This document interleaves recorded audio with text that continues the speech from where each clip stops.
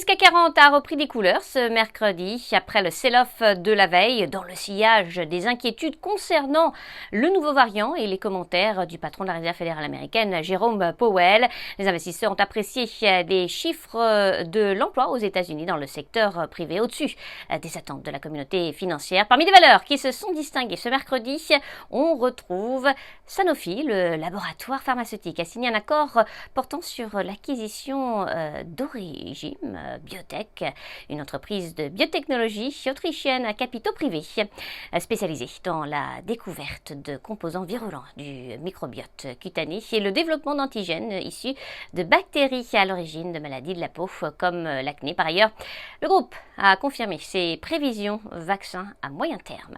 Dans le reste de l'actualité, on retrouve Saint-Gobain, le spécialiste des matériaux, a annoncé avoir d'ores et déjà racheté en 2021 plus de 8,5 millions de ces titres pour un montant d'environ 500 millions d'euros en avance sur l'objectif de rachat d'actions de 2 milliards d'euros sur 5 ans, allant de 2021 à 2025.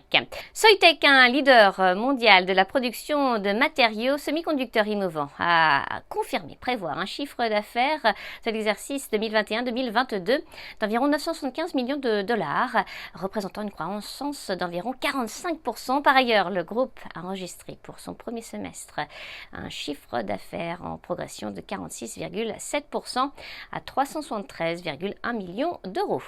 Alstom, le groupe industriel, a signé un contrat avec Metrolinx pour la révision de 94 voitures de train de banlieue à 2 niveaux pour Go Transit, le service de transport public régional de Grand Toronto et de Hamilton en Ontario au Canada. Le contrat s'élève à environ 118 millions d'euros. Enfin, CNP Assurance a finalisé l'acquisition de certaines activités d'assurance vie italienne d'Aviva, initiée le 4 mars 2021 à New York. Sabrina Calgasi pour Trading Central. Je vous souhaite une très belle fin de journée à tous. À demain.